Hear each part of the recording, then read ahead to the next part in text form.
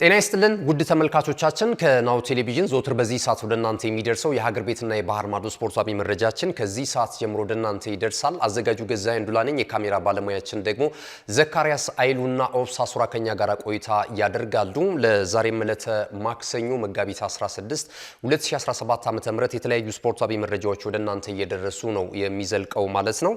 የሀገር ቤት ስፖርታዊ መረጃችንን ቀዳሚ ስናደርግ የኢትዮጵያ ብሔራዊ ቡድን እናገኛለን። ለኢትዮጵያ ብሔራዊ ቡድን ለዓለም ኳስ ዋንጫ ውድድር መድረክ ለማለፍ የቅድመ ማጣሪያ ምድብ ጨዋታውን እያከናወነ ይገኛል። ምድብ 1 ላይ መደልደሉ የሚታወቅ ነው። ያለፉትንም ጨዋታዎች እንደዚሁ በሞሮኮ ካዛብላንካ ከትሞ የምድብ 5ኛና 6ኛ ጨዋታውን አከናውኗል። ከዚህ ቀደም ከ3 ቀናት በፊት ከግብጻቸው ጋር በነበረው ጨዋታ 2-0 በሆነ ውጤት ሽንፈት ያስተናገደው የኢትዮጵያ ወንዶች ብሔራዊ ቡድን ትላንት ወደ አሸናፊነት የተመለሰበትን ውጤት ማስመዝገብ ችሏል። በዚህም እንግዲህ የምድቡ ግርጌ ላይ የሚገኘውን የጅቡቲ ብሔራዊ ቡድንን ገጥሞ ግማሽ ደርዘን ጎል በማስቆጠር 6-1 በሆነ ውጤት እንደዚሁ ድል ማድረግ ችሏል ማለት ነው። በትላንቱ ጨዋታ ላይ የኢትዮጵያ ብሔራዊ ቡድን አሰልጣኝ መሳይ ተፈሪ 3-5-2 አሰላለፍን ይዘው ወደ ሜዳ ገብቷል። ትላንት በነበረው እንቅስቃሴ ላይ አቡበከር ኑሪ እንደተለመደው ግብ ጠባቂ ሆኗል። የዋሊያዎቹ በቋሚ አሰላለፍ ውስጥ የገባ ግብ ጠባቂ ነበር። በተከላካይ ስፍራ ላይ ስንመለከት ደግሞ ራምኬል ጀምስ፣ ሀብታሙ ተከስተ ነበሩ።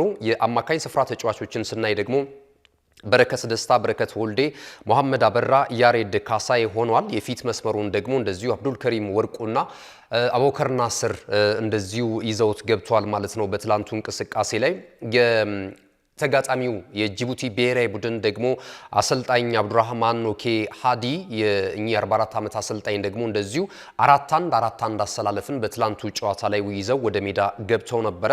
አስቀድሞ እንግዲህ ጎል መቆጠር የቻለው 19ኛው ደቂቃ ላይ የኢትዮጵያ ብሔራዊ ቡድን የፊት መስመር አጥቂ በረከት ወልዴ ነበር ጎል አስቆጥሮ ዋሊያዎቹን ቀዳሚ ያደረገው ማለት ነው። ከዛ በኋላ እንግዲህ የኢትዮጵያ ብሔራዊ ቡድን ሙሉ የጨዋታውን እንቅስቃሴ ተቆጣጥሮታል ማለት ይቻላል። አቡበከር ናስር ተጨማሪ 34ኛውና 37ኛው ሁለት ግቦችን ከመረብ በማሳረፍ 3-0 በሆነ ውጤት የኢትዮጵያ ብሔራዊ ቡድን እየመራ የሁለቱ ብሔራዊ ቡድኖች ፍልሚያ የመጀመሪያው አጋማሽ ወደ ረፍት አምርቷል። በኢትዮጵያ ብሔራዊ ቡድን 3-0 መሪነት ማለት ነው። ከረፍት መልስ ጥሩ ተጭነው መጫወት የቻሉት እንግዲህ 52ኛው ደቂቃ ላይ ሳሙኤል አኪምቢኑ ባስቆጠረው ጎል የጅቡቲ ብሔራዊ ቡድን ወደ 3-1 የሆነ ውጤትን መቀልበስ የቻለበትን አጋጣሚ ተመልክተናል። ይህንን ጎል ያስቆጠረው ሳሙኤል አኪምቢኑ 25 ዓመቱ ላይ ነው የሚገኘው። ለአልሜሪክ እየተጫወተ የሚገኝ ተጫዋች ነው ማለት ነው። ከዛ በኋላ እንደገና የኢትዮጵያ ብሔራዊ ቡድን በ1 ደቂቃ ልዩነት 52ኛው ደቂቃ ላይ እንደዚሁ በረከት ደስታ ለራሱ ሁለተኛውን ለቡድኑ ደግሞ ለኢትዮጵያ ብሔራዊ ቡድን አራተኛ ጎል ከመረብ ማሳረፍ ችሏል ማለት ነው። ከዛ ባሻገር እንደዚሁ 58ኛው ደቂቃ ላይ ደግሞ አቡበከር ናስር አራተኛ ጎል አስቆጠረ በፍጹም ቅጣት ምት ማለት ነው። የመጨረሻውን ማሳረጊያ ግብ ደግሞ ከመረብ ማሳረፍ የቻለው 70ኛው ደቂቃ ላይ ሌላ የፍጹም ቅጣት ምት በረከት ደስታ ነው ማለት ነው። በዚህ እንቅስቃሴ ላይ ሁለቱ ተጫዋቾች ለኢትዮጵያ ብሔራዊ ቡድን አትሪክ ሰርቷል። በረከት ደስታና አቡበከር ናስር እንግዲህ የኢትዮጵያ ብሔራዊ ቡድን ጨዋታውን 6-1 በሆነ ውጤት በማሸነፍ ማለት ነው በዓለም ዋንጫው ማጣሪያ ውድድር መድረክ ላይ የሰበሰበውን ነጥብ ወደ 6 ከፍ ማድረግ ችሏል። ደረጃውንም ወደ አራተኝነት ከፍ ማድረግ የቻለበትን አጋጣሚ መፍጠር ችሏል ማለት ነው። እንግዲህ ከኢትዮጵያ ብሔራዊ ቡድን ወቅታዊ እንቅስቃሴ ጋር ፐርፎርማንስ ጋር በተያያዘ ብዙ ሀሳቦች ሲሰጡ ነበረ። ከዚህ ጨዋታ አስቀድሞም በተለይ ከተከላካዩ አስቻለው ታመነው ጋር በተያያዘ ማለት ነውና ፊዚካሊ ጨምሯል፣ ቦርጭ አለው የሚል ፎቶሾፕ ነው። በርግጥ ፎቶሾፕ እንደሆነ ተመልክተናል። ይሄ ለዚህ ምላሽ የሚሆን ትላንትና ግብ ካስቆጠሩ በኋላ ራቁታቸውን ሆነው የሰውነታቸውን ቅርጽ እንደዚሁ በማሳየት ለስፖርት ቤተሰቡ እኛ ያለን ተክለ ቁመና ይሄንን ይመስላልና የሚናፈሱት ነገር የኛን ተክለ ሰውነት በትክክል የሚገልጹ አይደሉም በማለት እንግዲህ ትላንትና ምላሽ ሰጥቷል ማለት ነው። ትላንትና ማሸነፋችን እጅግ በጣም ጥሩ ነው። ከሁለት ዓመት በኋላ ወደ ኢትዮጵያ ብሔራዊ ቡድን ተመልሻለሁ። ዛሬ ምሽት ላይ በነበረው ጨዋታ 6-1 በሆነ ውጤት ስናሸንፍም 3 ግቦችን ከመረብ በማሳረፌ በጣም ደስታ ይሰማኛል ያለው ደግሞ የኢትዮጵያ ብሔራዊ ቡድን የፊት መስመር ተጫዋች አቡበከር ናስር ነው። ይህ ተጫዋች እንግዲህ ለደቡብ አፍሪካው ሱፐር ስፖርትስ ዩናይትድ እየተጫወተ እንደሚገኝ ይታወቃል ማለት ነውና እንግዲህ ያለፉትን ጊዜ ምርጫ ወይም ደግሞ በብሔራዊ ቡድኑ አሰልጣኝ ጥሪ ሲደረግለት ብዙ የስፖርት ቤተሰቦች ተቃውሞ ነበር። ይሄ ተጫዋች አክቲቭሊ አሁን በክለቡ ግልጋሎት እየሰጠ አይደለም የሚገኘውና ከምን ላይ ተመልክታችሁት ነው የመረጣችሁት የሚል ወቀሳ ሲሰነዘርባቸው እንደነበር እናስታውሳለን። ነገር ግን አቡበከር ናስር ደግሞ እድሉ ከተሰጠውና የጤንነቱ ሁኔታ አስተማማኝ ከሆነ ጎል ማስቆጠር ችግር እንደሌለበትና ትልቅ የእግር ኳስ ክህሎት እንዳለው 3 ግቦችን ከመረብ ማሳረፍ ችሏል እና ይህንን ተከትሎ ለእኔ ትልቅ ተነሳሽነትን ፈጥሮልኛል። አሰልጣኝ ይህንን እምነት አሳድሮ ስለጠራኝም እጅግ በጣም አመሰግናለሁ የሚል ሐሳቡን ገልጿል ከጨዋታው መጠናቀቅ በኋላ ማለት ነውና የኢትዮጵያ ብሔራዊ ቡድን እንግዲህ በቀጣይ 2 ጨዋታዎች አሉት። ከቡርኪና ፋሶ ጋር ጨዋታውን ያደርጋል። ከሜዳ ውጭ የሚደረግ ጨዋታ ነው። ከግብጽ ብሔራዊ ቡድንም እንደዚሁ ካይሮ ላይ የሚያደርገው ጨዋታ ይጠበቃል። እንግዲህ አሁን ላይ በደንብ ፍክክር እያደረጉ የሚገኙት ሁለቱ ናቸው። ቡርኪና ፋሶና የግብጽ ብሔራዊ ቡድን ወደ ዓለም ዋንጫው የውድድር መድረክ ለማለፍ ማለት ነው። የበለጠ የግብጽ ብሔራዊ ቡድን ወደ ዓለም ዋንጫው ለመግባት ትልቅ እድል ያለው ነው ማለት እንችላለን ማለት ነውና በቀጣይ የሚኖሩ ጨዋታዎች ይጠበቃሉ። እንግዲህ የኢትዮጵያ ብሔራዊ ቡድን የምድብ 6ኛ ጨዋታውን በድል ደምድሟል ማለት ነው። ከዚህ በፊትም በነገራችን ላይ 5 ጊዜ የመጨረሻ 5 ግንኙነታቸውን ብንመለከት የጅቡቲ ብሔራዊ ቡድንና ይቅርታ የኢትዮጵያ ብሔራዊ ቡድን ባደረጓቸው ጨዋታ ከ5ቱ 4ቱን ድል ማድረግ ችሏል። የኢትዮጵያ ብሔራዊ ቡድን አንድ ጊዜ ብቻ ነው አቻ የወጣው። የጅቡቲ ብሔራዊ ቡድን በዚሁ የዓለም እግር ኳስ ዋንጫ ውድድር መድረክ ላይ በመጀመሪያው ዙር በተገናኙበት ጨዋታ አንድ አቻ በሆነ ውጤት የተጠናቀቀው ውጤት ነው። 23 ግቦችን ከመረብ አሳርፏል የጅቡቲ ብሔራዊ ቡድን ላይ ማለት ነው የኢትዮጵያ ብሔራዊ ቡድን። በአንጻሩ ደግሞ የተቆጠረበት 5 ግቦች ብቻ ነውና የጅቡቲና የኢትዮጵያ ብሔራዊ ቡድን የእርስ በርስ ግንኙነት በዋሊያዎቹ አብላጫ የቀጠለበትን ውጤት ነው ትላንትናም በድጋሚ የተመለከትነው ማለት ነው። በእርግጥ በሁለቱ ሀገራቶች ያለው የእግር ኳስ ልማት ልዩነት አለው። ኢትዮጵያ ላይ በአማካኝ ከ2.5 እስከ 3 ቢሊዮን ብር ድረስ በአመታዊ በጀት ፈሰስ ይደረጋል። በእግር ኳሱ ላይ የሚሸራሸር ገንዘብ ነው ይሄና ጅቡቲን ደግሞ ከተመለከትነው በሌላ ስራ ላይ የተሰማሩ ፕሮፌሽናቸው እግር ኳስ ያልሆነ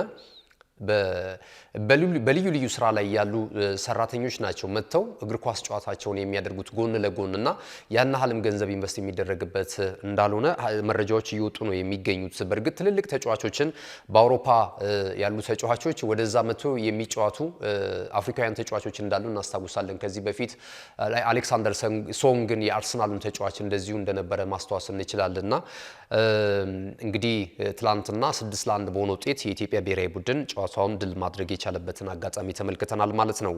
ወደ ሌላኛው የሀገር ቤት ስፖርታዊ መረጃችን ስናልፍ ደግሞ የምናገኘው አትሌቲክስን ነው። የአትሌቲክስ መረጃችንን ወደ እናንተ ስናደርስ ደግሞ እንግዲህ በዚህ በቻይና አዘጋጅነት ሲከናወን የነበረው 20ኛው የዓለም የቤት ውስጥ አትሌቲክስ ሻምፒዮና የውድድር መድረክ ላይ የተሳተፈው የኢትዮጵያ አትሌቲክስ ልዑክ ቡድን ከዓለም 3ኛ ከአፍሪካ ቀዳሚ በመሆን ውድድሩን ማጠናቀቁን እናስታውሳለን። ዛሬ ማለዳ አዲስ አበባ ገብቷል። ይህ የአትሌቲክስ ልዑክ ቡድናችን በድል ያሸበረቀ በስኬት የታጀበን ቆይታ አድርጎ ነው የመጣው ማለት ይቻላል። ከአፍሪካ ቀዳሚ ሆኗል። እንግዲህ 5 ሜዳሊያዎችን ማግኘት ችሏል። 2 የወርቅና 3 የብር ሜዳሊያ ማግኘት የቻለበትን አጋጣሚ ተመልክተናልና ካምናው ከግላስኮ ጋር ስናነጻጽረው ደግሞ የተሻለ የሜዳሊያ ብዛት እንደዚሁ ይዞ የመጣበትን አጋጣሚ አምና 4 ነበር ያገኘ ነው። ዘንድሮ ወደ 5 ከፍ ብሏል። ደረጃችንም እንደዚሁ ያደገበትን አጋጣሚ አይተናል። አምና 5ኛ ደረጃን ይዘን ነበር ያጠናቀቅ ነው። ዘንድሮ ወደ 3 ከፍ ብለናል ከዓለም ያለን ማለት ነውና ይህንን ተመልክተናል። እንግዲህ ዛሬ አቀባበል ሲደረግለት ብዙ የስፖርቱ አመራሮች ተገኝቷል። የኢትዮጵያ ባህልና ስፖርት ሚኒስቴር የስፖርት ልማት ዘርፍ ሚኒስትር ዴታ ክቡር አቶ መኪዩ መሐመድ፣ ዶክተር አሸበር ወልዶ ጊዮርጊስ የኢትዮጵያ ኦሎምፒክ ኮሚቴ ፕሬዝዳንት እንደዚሁ ተገኝቷል።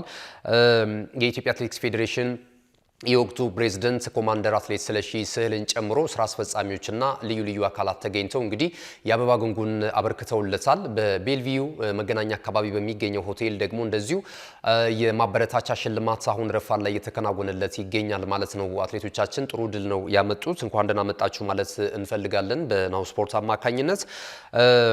እንግዲህ በምስሉ ላይ እንደምትመለከቱት ትልቅ አቀባበል ተደርጎላቸዋል። የማበረታቻ ሽልማቱን ጥሩ ይሆናል ተብሎ ይገመታል ማለት ነው።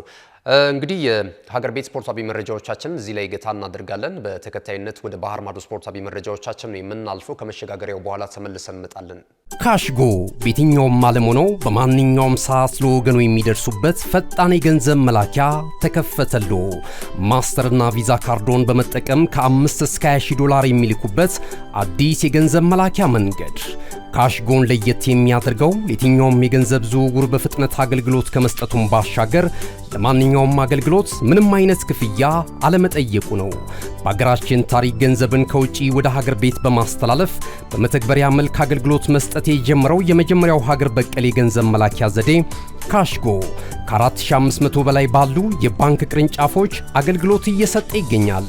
ገንዘቦን በሰኮንዶች ልዩነት ውስጥ ይፈልጉ በአካውንቶ ወይንም በእጆ ቆጥረው የሚወስዱበት ልዩ ዘዴ። በቅርቡ ሁሉንም ኢትዮጵያዊ ባለቤት ለማድረግ ጉዞ የጀመረው ካሽጎ ዛሬውኑ መተግበሪያውን በስልኮ ላይ በመጫን የአገልግሎቱ ተጠቃሚ ሆኑ። ፍጥነት መለያችን፣ ኢትዮጵያን መክፈቻችን፣ ካሽጎ ነው መላኪያችን። ካሽጎ የአዲሱ ትውልድ ብራንድ።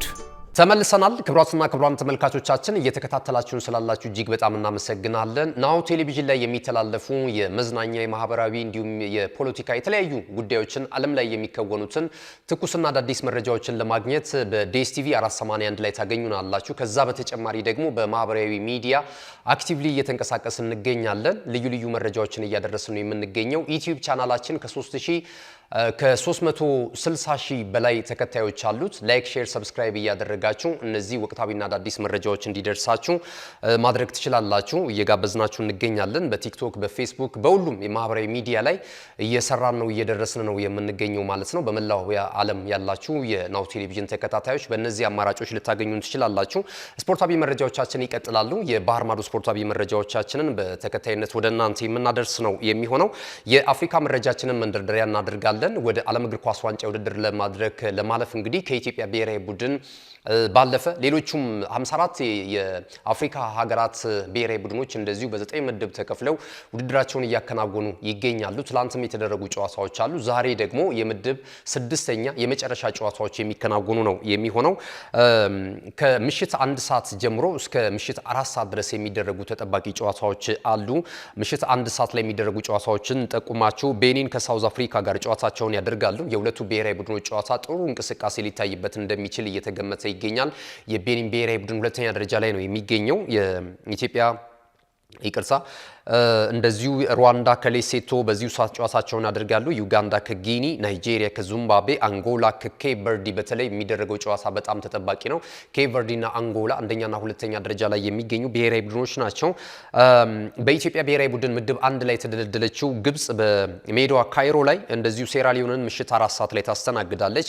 ሁለቱን ሱዳኖች እርስ በርስ የሚያገናኘው የወንድማማቾቹ ፍጥጫ እንግዲህ ይጠበቃል። በፖለቲካው እንደምታዩት ነው የሁለቱ ሀገራቶች ፍጥጫ።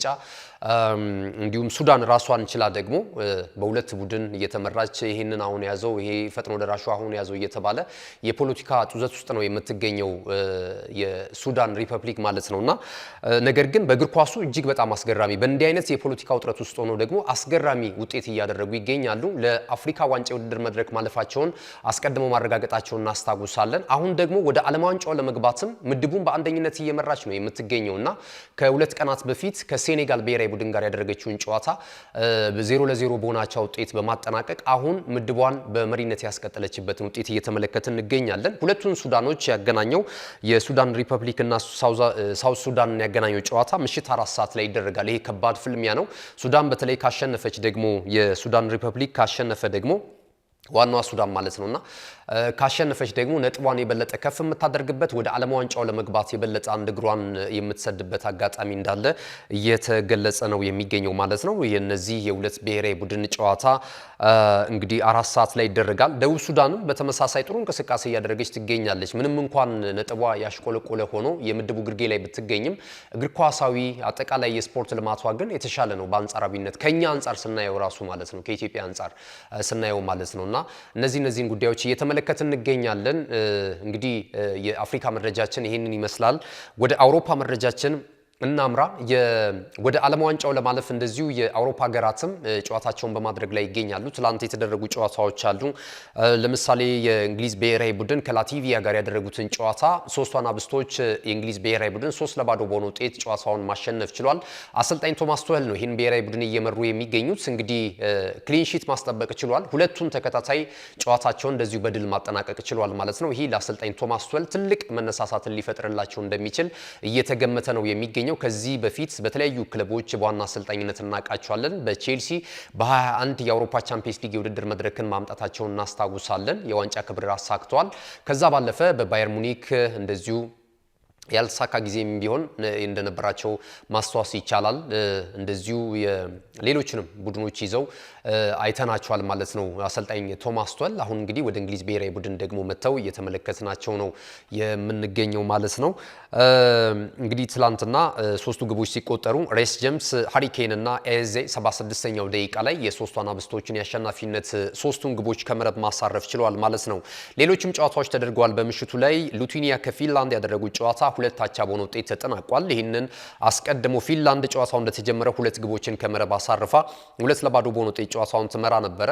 በኋላ ላይ 2 ግቦች ከረፍት በኋላ ተቆጥሮባት ጨዋታው 2-2 በሆነ ውጤት ተጠናቆ ነጥብ ተጋርታ ለመውጣት ተገዳለች። ፖላንድ ብሔራዊ ቡድን ማልታን እንደዚሁ በሜዳው አስተናግዶ 2-0 በሆነ ውጤት አሸንፏል። ቦስኒያ ኤርዞጎቪና ከቆጵሮስ ያደረጉት ጨዋታ በቦስኒያ ኤርዞጎቪና 2-1 አሸናፊነት ፍጻሜውን አግኝቷል። አልባኒያ ከአንዶራ ያደረጉት ጨዋታ በአልባኒያ 3-0 አሸናፊነት ተጠናቋል። አልባኒያ ከእንግሊዝ ብሔራዊ ቡድን ጋር የነበራትን የመጀመሪያ ጨዋታ 2-0 በሆነ ውጤት እንደተሸነፈች ማስተዋስ እንችላለን ማለት ነው። ክቡራትና ክቡራን ተመልካቾቻችን እንግዲህ ከናሁ ቴሌቪዥን ናሁ ስፖርት የዕለተ ማክሰኞ መሰናዷችን ይህን ይመስል ነበረ። አብራችሁን ስለነበራችሁ እናመሰግናለን። አዘጋጁ ገዛኸኝ ዱላይ፣ ካሜራ ባለሙያችን ዘካሪያስ ኃይሉና እንደዚሁም ኦፍሳ ሱራ ከኛ ጋር ቆይታ አድርጓል። መልካም ጊዜ ይሁንላችሁ። እነሆ የምስራች የ10 አየር መንገድ የበረራ ትኬት ለውድ ደንበኞቹ በተቀላጠፈና አስተማማኝ በሆነ መንገድ እያቀረበ ያለው። በዚህም በደንበኞቹ የተመሰገነው ጉዞጎ አሁን ደግሞ ተደራሽነቱን በማስፋት ተጨማሪ ባንኮችን በማካተት ለውድ ደንበኞቹ የበለጠ አስተማማኝ ለመሆን ችሏል።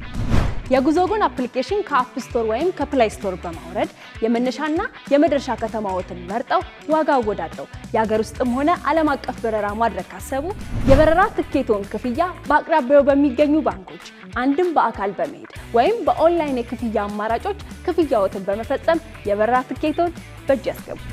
ከዚህም በተጨማሪ እንደ ሁሉ ጊዜው ወደ ጉዞጎ የጥሪ ማዕከላችን 7473 በመደወል ከሙሉ የበረራ መረጃ ጋር የ24 ሰዓት የትኬት አገልግሎት ማግኘት እንደሚችሉ ስናበስሮ በታላቅ ደስታ ነው። ለበረራዎ ጉዞጎ።